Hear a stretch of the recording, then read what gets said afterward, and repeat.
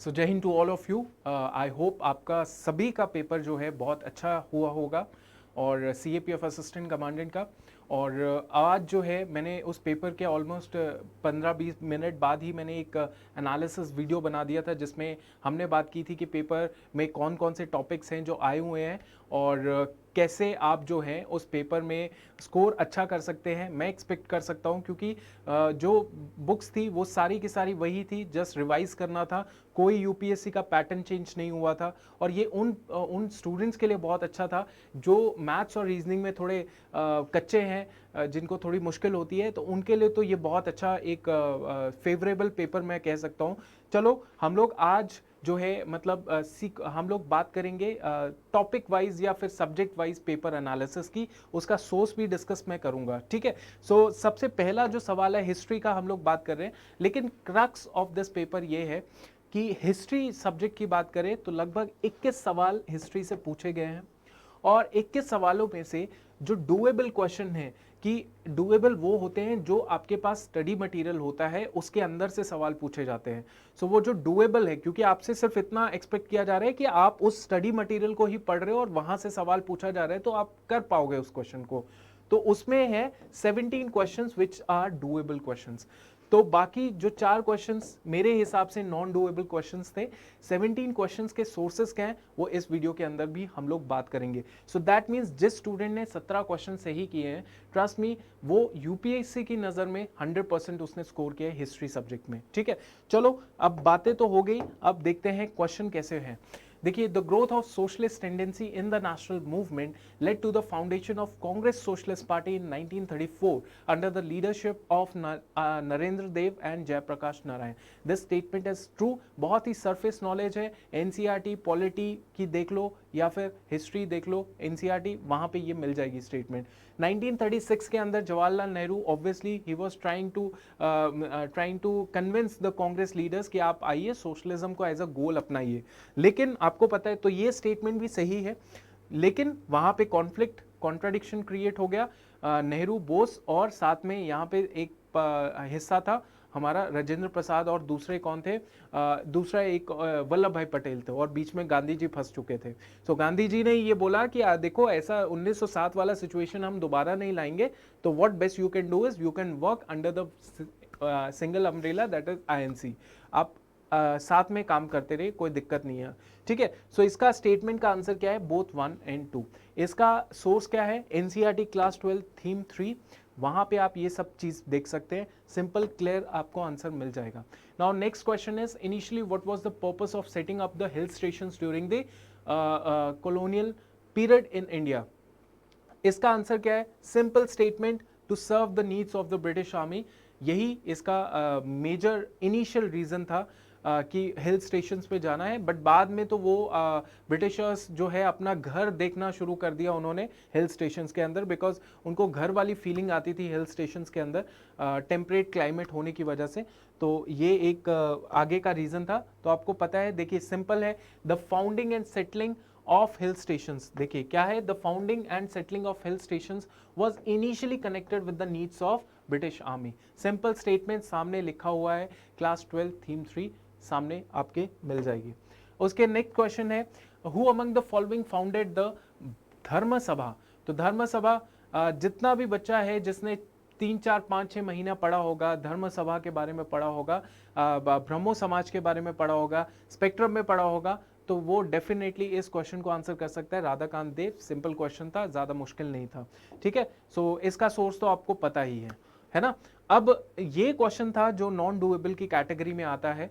वैसे ये एक ऐसा क्वेश्चन है जो ग्रे एरिया है ना, जाट पीजेंट्स के बारे में बहुत कम पूछा जाता है।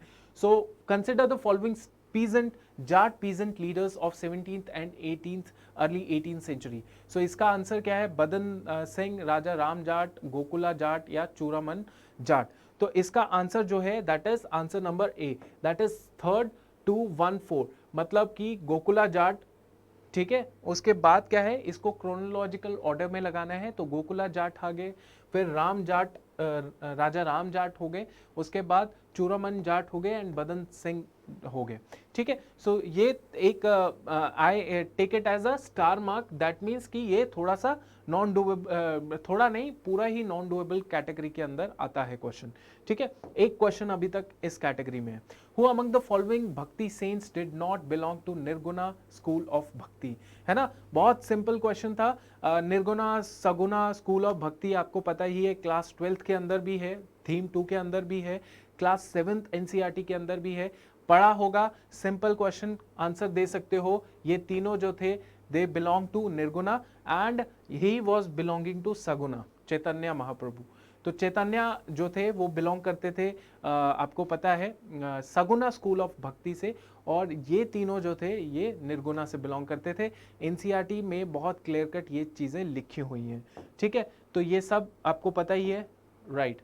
अब नेक्स्ट क्वेश्चन देखते हैं, द अर्ली सिख गुरुज। अब ये क्वेश्चन था जो बीच में आता है, अगर आपने दूसरी या तीसरी रीडिंग दी होगी इस क्वेश्चन को तो आप इस क्वेश्चन को सॉल्व कर सकते थे, ठीक है। जैसे the early Sikh gurus were religious preachers, ठीक है, and did not interfere in the politics, but Guru Arjan extended his good wishes for the rebel Prince Khusro, ठीक है।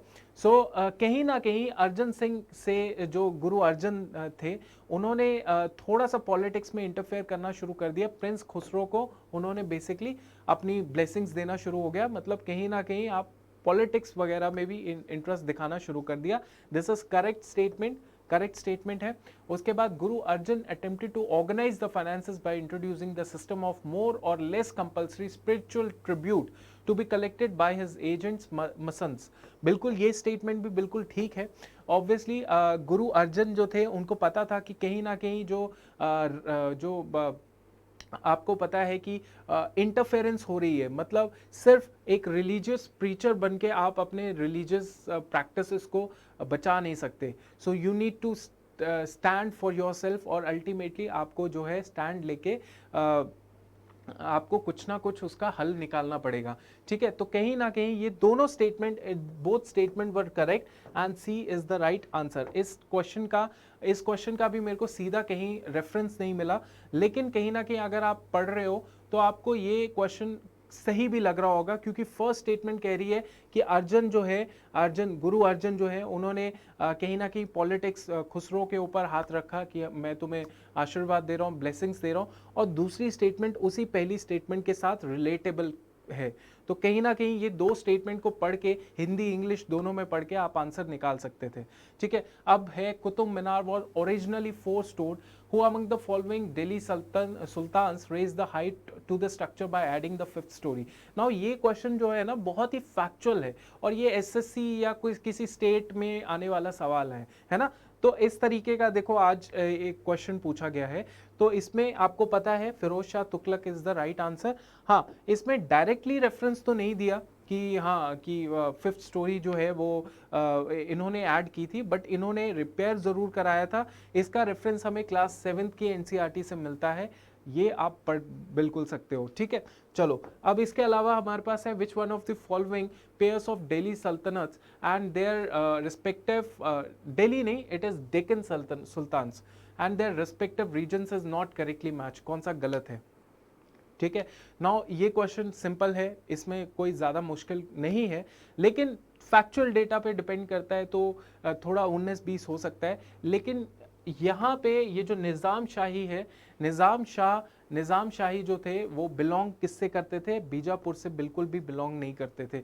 सो इसका आंसर क्या है, ये आंसर है इसका, ठीक है। सो इस क्वेश्चन में आपको ये अगेन एनसीईआरटी क्लास 7 का मैंने उठाया हुआ है पिक्चर। इसमें अहमदनगर जो है आपको दिख रहा है, बिरार दिख रहा है, बिदार दिख रहा है, बीजापुर, गोलकोंडा दिख रहा है। सो ये सारे एरियाज थे हमारे 17th सेंचुरी में। डेक्कन हमारा इस तरीके से था, और आपको पता है कि जो निज़ाम शाही था वो अहमदनगर के ऊपर रूल करते थे, ना कि अपना जो पिछला जो क्वेश्चन है बीजापुर, यहाँ पे नहीं बल्कि अहमदनगर पे निज़ाम शाही डायनेस्टी रूल करती थी। अंडरस्टैंड। सो ये भी आपका क्लास 7 में कवर होता है आंसर, ठीक है।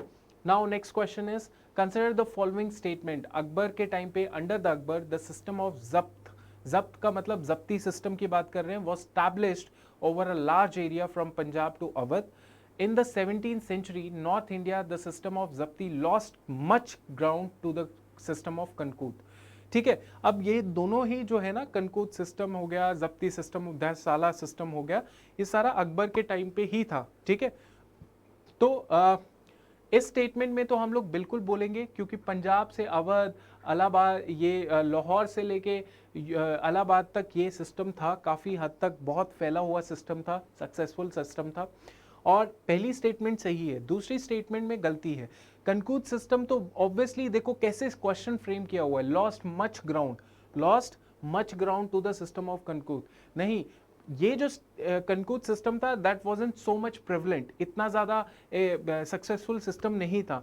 तो स्टेटमेंट के अंदर ही गलत हो गया कि मच लॉस्ट, इससे जो ऑलरेडी अनसक्सेसफुल सिस्टम था, तो ये स्टेटमेंट गलत हो गई, ये स्टेटमेंट सही है। आपका आंसर आ गया फर्स्ट ओनली। ओके, नाउ ये क्वेश्चन जो है, ये क्वेश्चन के बारे में अगर मैं बात करूं तो ये क्वेश्चन थोड़ा सा डिफिकल्ट था। और इस क्वेश्चन को आपको कहाँ से मिल सकता है, जैसे आपकी जो पुरानी एनसीईआरटीज़ है मिडिवल हिस्ट्री की, वहाँ पे आपको मिल सकता है। लेकिन आपने खुद भी रियलाइज़ किया होगा, दहसाला या जब्ती सिस्टम जो है क्लास 12 की थीम 2 के अंदर भी मिलता है। ठीक है, तो ये आपको यहाँ पर भी मिलता है और आपको क्लास 7 की एनसीईआरटी में भी मिलता है इसका रेफरेंस। सो आप ये दोनों सिस्टम जो है आप देख सकते हो इसको। अब उसके बाद क्या है, who among the following want his colleagues that the constitute assembly was British made and was working the British plan as the British should act it to be worked out.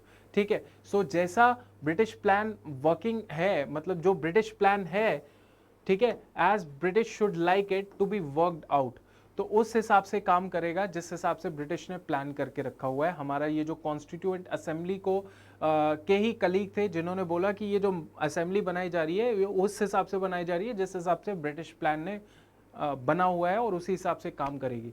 सो ये statement, simple statement, NCERT class 12 theme 3 में लिखा हुआ है। देखो, सोमनाथ लहरी। अब देखो, ये we are also a platform जहाँ पे हम लोग एजुकेशन डिलीवर करते हैं और वो पेड एजुकेशन होती है। लेकिन हम लोग ये नहीं बोलते कि मैंने आपको वो पढ़ाया, मैंने आपको ये पढ़ाया, ऐसे किया वैसे किया। अब यार सिंपल सी बात है, 125 क्वेश्चन है, उसमें कुछ ना कुछ तो आपका पढ़ाया हुआ आएगा ही ना। और 10 क्वेश्चन आपने एविडेंस दिखा दिए कि यहाँ से मैंने इतना पढ़ाया है, 10 क्वेश्चन दिखा दिए, उसमें से कौन सी बड़ी बात है। वो तो आप भी एज अ स्टूडेंट भी आप किसी को पढ़ा दोगे तो 10 क्वेश्चन उस 125 में से आ ही जाएंगे। पॉइंट है कि आप किसी को गुमराह नहीं कर रहे। कोई बच्चा, मान लीजिए कोई बच्चा है जो नहीं अफोर्ड कर सकता 10,000 15,000 की कोचिंग को, तो उसको कम से कम सही डायरेक्शन तो दो कि आप क्या कहते हैं, एनसीईआरटी पढ़ लो, आप इस तरीके से ये रेफरेंस पढ़ लो। जिसको पढ़ना है वो अपने हिसाब से पढ़ेगा, जिसको आपकी गाइडेंस चाहिए वो आपकी गाइडेंस सीख करेगा। लेकिन कम से कम रेफरेंसेस या सोर्सेस तो बताओ कहाँ से कहाँ पे बच्चा आपके पढ़ेगा। मतलब I have seen a lot of things related to these analysis जहाँ पे लोग नहीं बताते कि कहाँ से एक्चुअली सवाल आते हैं। They never talk about NCERTs, they never talk about कि यार इधर से ही पढ़ लो और 100% इधर से ही निकल जाएगा paper. They talk about their notes, अपने नोट्स पता नहीं ऐसे कौन से होते हैं जो उन्होंने खुद ही डिजाइन किए होते हैं, है ना। तो ये चीज़ों के चक्कर में actually when I was also a student ना, तो ये चीज़ें कहीं ना कहीं इफेक्ट देती हैं स्टूडेंट को, और वो सोचता है कि नहीं यार मैं इस मेंटोर के पास जाऊंगा तो मेरी ज़िंदगी इधर ही बनेगी। ऐसा नहीं होता। अगर मेंटोर सच्चा वही होता है जो आपको गाइडेंस दे देता है, रास्ता दे देता है और आपकी मदद करने की कोशिश करता है। ठीक है, अब वो मदद करने की जगह आपको गुमराह नहीं करेगा। गुमराह इन द सेंस कि आपको ये सवाल बता रहा है तो इसमें ये नहीं बोलेगा कि ये मेरे नोट से आए या मैंने पढ़ा है, वो किया है, वैसा है फलान। वो सीधा बोलेगा यार अल्टीमेट जो सोर्स है वो एनसीईआरटी है, दैट इज इट। कहीं भागो मत, कहीं पर भी एनसीईआरटी है। अगर एनसीईआरटी पढ़नी है या उससे और अच्छा ग्रिप पकड़नी है, मेरे पास आ जाओ। और अगर खुद ही पढ़ना है तो ये सोर्स है। एटलीस्ट इतना सब चीज़ें बताना बहुत मायने रखता है, बहुत दम चाहिए इन चीज़ों को। तो मैंने आपको जितना शुरू से लेके एंड तक बोला, अभी भी मैं बता रहा हूँ कि यहीं से चीज़ें पूछी जा रही हैं और इसका आंसर आपके सामने ए है। ठीक है, सो आपके सामने ये एनसीईआरटी क्लास 3 है, थीम 3 है। वहाँ पे आप देखिए तो सिंपल उन्होंने, सोमनाथ लहरी ने working of the British plan जो है as British should like it to be worked out, तो इस तरीके से यहाँ पे उन्होंने ये स्टेटमेंट दी थी। तो वही पता लगता है कि एनसीईआरटी जो है उसका एक एक वर्ड जो है इंपॉर्टेंट है, उसके पिक्टोरियल पिक्चर्स जो है उसके नीचे लिखी हुई चीज़ें बहुत इंपॉर्टेंट है CDS CAPF के लिए, इफ इनफैक्ट NDA के लिए भी, ठीक है। अब अगेन मैं वही चीज़ बोलूँगा, again another question from the NCERT, which of the following statement about Akbar are correct? In 1560s में Akbar had a fort of Agra constructed. In 1570s Akbar decided to build a new capital at Fatehpur Sikri. Akbar also commissioned a white marble tomb of Sheikh Salim Chishti at Sikri. And fourth statement is in 1585 Akbar decided to shift the capital back to Agra. सो इसमें ये जो statement है complete वर्बटिज्म from the NCERT, ठीक है। पहली statement बिल्कुल सही, दूसरी सही, तीसरी सही, चौथी गलत। आगरा लिख दिया यहाँ पे, क्वेश्चन ने एग्जामिनर ने भी बड़ा दिमाग नहीं लगाया, सीधा आगरा लिख दिया और वहीं पे वो चीज़ें हैं। तो 1 2 3 आर दी करेक्ट स्टेटमेंट्स, ठीक है। नाउ देखिए हम लोग 1 2 3 तो सही है, NCERT थीम 3 से, थीम 3 नहीं है, थीम 2 है, ठीक है। वहाँ से देखिएगा 1585 के टाइम की बात है और कैपिटल को ट्रांसफर कर दिया कहाँ पे, लाहौर में, ठीक है। टू ब्रिंग मोर मतलब control over the north east area में, अपने कंट्रोल में लाने के लिए बेसिकली लाहौर में उसने कैपिटल शिफ्ट कर दी थी। सिंपल क्वेश्चन, ठीक है। Okay, now next question is which of the following statement, again the NCERT question, about the Amara Nayakas of Vijayanagara are correct? Amara Nayakas were military commanders who were given territories to govern by the Rayas. बिल्कुल बिल्कुल बिल्कुल। और in lieu of their service and to maintain their contingent they were paid in cash. They were paid in cash. क्या ऐसा है? नहीं। They maintain the stipulated contingents and elephants, correct. They used to send tribute to the king annually and personally appear in the royal court with the gifts to express their loyalty. ये बिल्कुल सही statement है 1 3 and 4। दूसरा statement देखो, दूसरा statement कैसे लिखा हुआ है, इस तरीके से है 1 3 and 4 are the correct statement. आपको ये सवाल भी आपको NCERT से ही बोला गया है। देखो हम लोग पहला स्टेटमेंट सही है, दूसरा स्टेटमेंट में गड़बड़ी है, तीसरी सही है, चौथी सही है। दूसरी स्टेटमेंट में गड़बड़ी ये है क्योंकि ये कलेक्ट करते थे टैक्सेस और उन्हीं में टैक्सेस में से इनका कुछ हिस्सा होता था और बाकी ये ट्रिब्यूट दे देते थे, मतलब अपना कुछ हिस्सा काट के कुछ मेंटेनेंस वाला हिस्सा और बाकी ये आगे अपने राया को दे दिया जाता था, ट्रिब्यूट देते थे। सो कैश वैश का यहाँ पे कुछ भी मेंशनिंग नहीं है। NCERT क्लास 12th NCERT आप देखिएगा, उसमें आपको ये आंसर मिलेगा। चलिए next question, simple question, which of the following correctly match permanent settlement Cornwallis, बिल्कुल रोहतवारी, थॉमस, उसके बाद हॉल्ट मैकेंजी, महालवारी। तो 1 2 3 सिंपलेस्ट क्वेश्चन है। और साथ ही साथ ये भी याद रखिए कि इसका सोर्स मैंने नहीं बताया क्योंकि इतना भी स्टैंडर्ड नहीं है हमारा लो। हम लोग को पता है क्लास 12th की NCERT भी पढ़ ली, क्लास 7th की भी पढ़ ली और अपना काम चल जाएगा। क्लास 8th की NCERT पढ़ ली, काम चल जाएगा, ठीक है। तीनों का बहुत ही प्रॉपर एक सिंपल इसका आंसर है, ठीक है। चलो अब उसके बाद क्या है, next is who among the following assume the title of Nizamul Mulk Asaf Jah to set up himself as an independent ruler with his base in Hyderabad. Hyderabad में इनका जो बेस था वो किसने जो है एज्यूम द टाइटल किया था, निजामुल मुल्क। तो आपको पता है चिनक्लेज खान जो है इज द राइट आंसर, ये आप याद रखिएगा। और ये कहीं ना कहीं आपने शायद पढ़ा होगा, नहीं भी पढ़ा होगा कोई बात नहीं, ये नॉन डूएबल की कैटेगरी में हम लोग सवाल डाल सकते हैं, कोई बड़ी बात नहीं है इसमें। इनका जो नाम था वो था मिर कमर उद्दीन खान। ये नोबल मैन थे मुगल कोर्ट के अंदर एंड इनको जो है टाइटल दिया गया था निज़ामुल मुल्क। असफ झा भी इनका टाइटल था और बेसिकली इन्होंने बेसिकली आगे जाके हैदराबाद में शुरुआत की थी। अब नेक्स्ट क्वेश्चन देखते हैं, simple question NCERT based on the 26th January 1950 we are going to enter a life of contradiction. In politics we'll have equality and in social and economic life we'll have inequality. तो ये question कहाँ किसने बोला था, ये question statement बोली थी BR Ambedkar ji ने। आप खुद NCERT क्लास थीम 3 में देखेंगे, you will get the same statement exactly. तो वो स्टेटमेंट मैंने नहीं उठाई है, वो आप देख सकते हो, बिल्कुल आपको पता भी होगा अगर आपने NCERT पढ़ी होगी। अब next question again NCERT, most of the mature Harappan sites in the region of Cholistan had been abandoned during. इसका आंसर क्या है, आंसर है 1800 BCE, ये आपको आंसर कहाँ से मिलेगा? अगेन देखिए the NCERT class 12th theme 1, 1800 तक तो सारी की सारी मेच्योर हड़प्पन साइट जो थी सच एज चोलिस्तान अबैंडन हो गई थी। ठीक है, सो ये आपको क्लियर हो गया। Next question non doable category में आता है। Madhyamika Karika, the basic text of Madhyamika school was composed by Nagarjuna. तो इसको आप नॉन डूएबल रखिए, कोई दिक्कत नहीं है। इसका आंसर क्या है? नागार्जुना। ठीक है, नाउ नेक्स्ट क्वेश्चन हम लोग देख लेते हैं। नेक्स्ट क्वेश्चन क्या है हमारा? देखिए, विच one of the following pairs of authors and Sanskrit work is not correctly matched. देखो, अब इस क्वेश्चन में ना थोड़ा सा स्मार्ट वर्क चाहिए। जैसे सोमादेवा नहीं पढ़ा होगा आपने कहीं पे, कथा सरिता सागर इतना नहीं आपने याद रखा होगा। ठीक है, तो कोई दिक्कत नहीं है। अश्वघोषा, बुद्ध चरिता, ये हर किसी को पता होगा। नहीं भी पता होगा लेकिन ये थोड़ा कॉमन है तो पता होना चाहिए। बिल्हाना, विक्रमा विक्रमा देवाचरिता, ये भी बच्चों ने ज़्यादातर पढ़ा होता है। अब आप याद रखिए कि बच्चों ने कालिदासा ये दोनों पढ़े होंगे कि नहीं पढ़े होंगे वो बात की बात है, लेकिन कालिदासा तो जो बच्चा यूपीएससी की तैयारी नहीं भी कर रहा वो भी पढ़ रहा होता है। तो कालिदासा की किताबें तो सबने पढ़ी होती हैं, आपको पता है इस चीज़ का।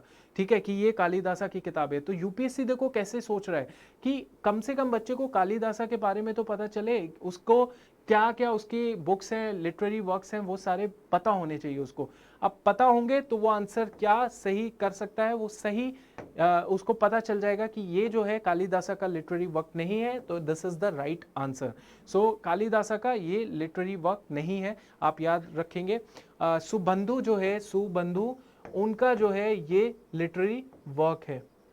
ठीक है, सो आप इतना याद रख सकते हैं तो आप इस क्वेश्चन को सॉल्व कर पाएंगे। In the Mathura school of art Buddha's image are largely carved in, किसमें? ये नॉन डूएबल है, नहीं मिला मेरे को, आपको दिखेगा कहीं एनसीईआरटी में तो आप बताइएगा। सो ये है अभय मुद्रा, इसका आंसर क्या है? अभय मुद्रा। क्लियर हो गया? चलो नेक्स्ट क्वेश्चन देखते हैं।